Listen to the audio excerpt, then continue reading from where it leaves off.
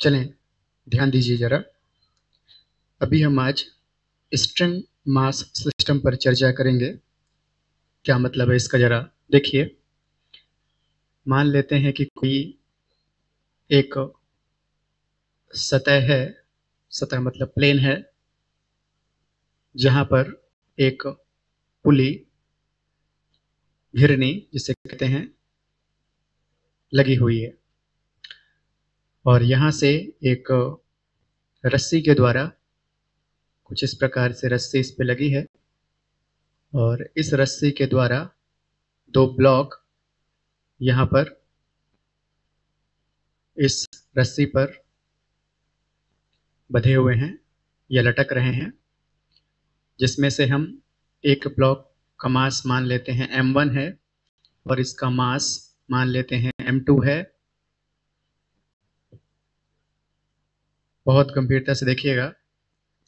इस रस्सी पर टेंशन फोर्स हमें नहीं पता, हम मान लेते हैं T टेंशन फोर्स है। सेम टेंशन फोर्स इस रस्सी पर आएगा, एक ही रस्सी है। हम यहाँ पर एक बात और मान रहे हैं कि जो पुली है इसमें कोई फ्रैक्शन नहीं है, म्यू की वैल्यू 0 मानते हुए हम काम करेंगे। साथ में एक और बात यहाँ पर मानी जा रही है कि जो m1 मास है वो ज़्यादा है m2 से। ठीक है, हमें क्या करना है, m1 मास अगर हम देखें ध्यान से तो m1 वाला ब्लॉक नीचे की ओर गिरेगा क्योंकि इसका मास ज़्यादा है, m2 ऊपर की ओर जाएगा। तो हमें इस पूरे सिस्टम में जब ये मास गिरेगा तो देखिए कितने एक्सेलरेशन से गिरेगा उसकी वैल्यू और इस टेंशन फोर्स T की वैल्यू बताना है। कोई दिक्कत यहाँ तक? कैसे करेंगे तो देखिए ध्यान से। सबसे पहले हम FBD बनाएंगे, किसका? m1 का। तो FBD बनाते हैं हम किसका? m1 का। m1 वाले ब्लॉक का FBD अगर हम बनाएं तो ये m1 ब्लॉक है जिसपे नीचे की ओर इसका वेट W लगेगा, जिसकी वैल्यू हो जाएगी m1G। G का मल्टीप्लाई कर देंगे, W कितना होता है m×G।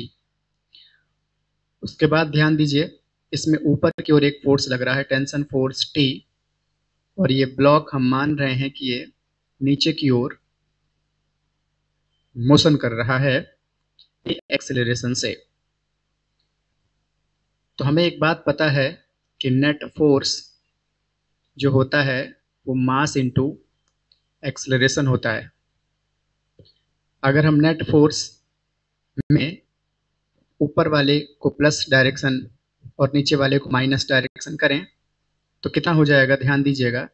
नेट फोर्स मतलब T माइनस नीचे कितना लग रहा है m1G इक्वल टू, बहुत गंभीरता से देखिएगा, m इसका मास कितना है m1 और नीचे की ओर लग रहा है, एक्सेलरेशन नीचे की ओर है इसलिए उसे -a लिखें तो एक इक्वेशन कुछ इस प्रकार से मिलेगी। कोई दिक्कत यहाँ तक?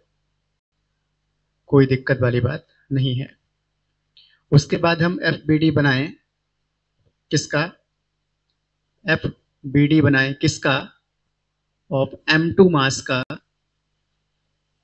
m2 मास को ध्यान से देखें, ये m2 ब्लॉक है जिसका मास m2 है, एक ब्लॉक है जिसका मास m2 है।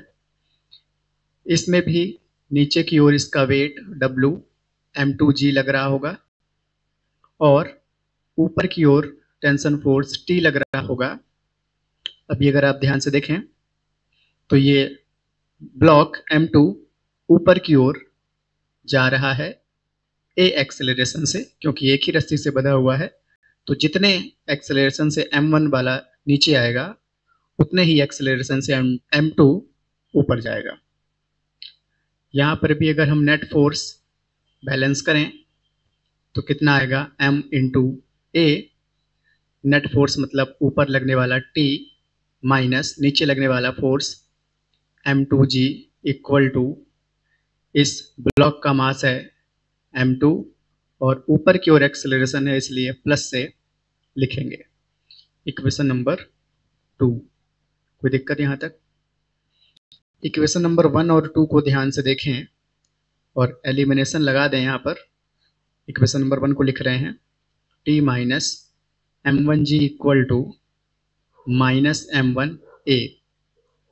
अगर हम एलिमिनेशन लगाएं, यहाँ पर साइन चेंज करें तो ये प्लस है माइनस हो जाएगा, माइनस है प्लस हो जाएगा, माइनस है प्लस हो जाएगा, ये दोनों कैंसिल हो गए।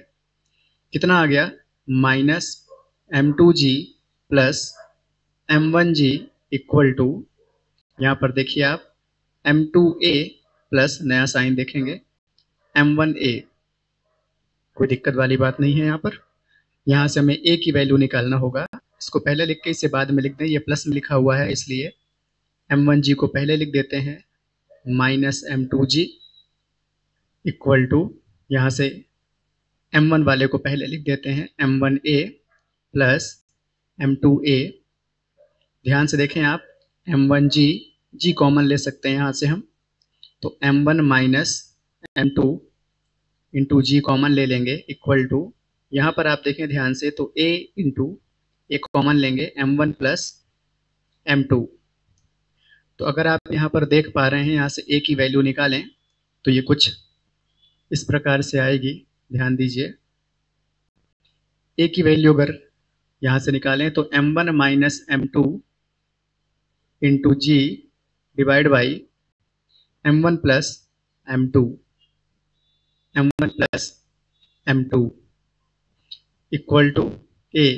तो ये a की वैल्यू, a एक वेक्टर क्वांटिटी है, तो जहां भी a है आप वहां पर वेक्टर लगा सकते हैं, क्योंकि इसमें मैग्नीट्यूड और डायरेक्शन दोनों की ज़रूरत है, इसलिए जहां भी a है आप लगा सकते हैं वेक्टर, ऐसा कुछ नहीं है। कोई दिक्कत? तो a की वैल्यू आ गई, मतलब इस एक्सेलरेशन से ये ब्लॉक नीचे जमीन पर गिरेगा। कौन सा वाला? m1 वाला। कोई दिक्कत यहाँ तक? एक्सेलरेशन तो निकाल, लेकिन टेंशन फोर्स कितना होगा उसके लिए हमें a की वैल्यू उठा करके इक्वेशन नंबर 1 में रख देना चाहिए। इक्वेशन 1 अगर आप देखें तो क्या लिखा है? t minus m1g equal to minus m1a। a की वैल्यू यहाँ पर रखें तो t minus m1g equal to minus m1 into a की वैल्यू कितनी है? m1 minus m2 into G divide by m1 plus m2। ये वैल्यू किसकी है? a की वैल्यू। तो कितना आ जाएगा ये? t minus m1g equal to, देखें माइनस m का मल्टीप्लाई करें तो कितना आएगा? माइनस m1 स्क्वायर, m1 का इंटू m1 में m1 square, minus minus plus m1 m2 into g. बहुत कंप्यूटर से देखिए, जी का भी मल्टीप्लाई कर दें अगर तो यहाँ एक जी भी आ जाएगा, divide by m1 plus m2। इसको उस पर ले जाएं, कितना आ जाएगा? t equal to minus m1 square G plus m1 m2 G divide by m1 plus m2। उस पर जाएगा तो माइनस प्लस हो जाएगा m1 जी। इसके नीचे एक करके एलसीएम लें तो t इक्वल टू कितना आएगा? देखते रहिए, एलसीएम कितना आ जाएगा? m1 प्लस m2, इसका यहाँ multiply minus m1 square G plus m1 m2 into जी, इनका यहाँ मल्टीप्लाई तो प्लस m1 जी में किसका मल्टीप्लाई होगा? m1 प्लस m2 का। कोई दिक्कत यहाँ तक? आगे देखिए, ध्यान दीजिएगा बेटा।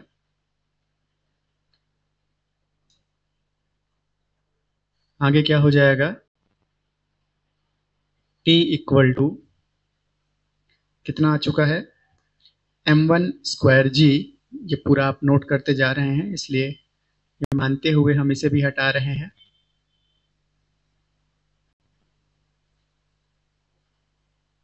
देखिए क्या आया, m1 minus m1 square G plus m1 m2 G plus, देखिए यहाँ पर m1 जी का इंटू m1 में करेंगे तो ये आएगा m1 square G plus m1 m2 G, m1 m2 G divide by m1 plus m2।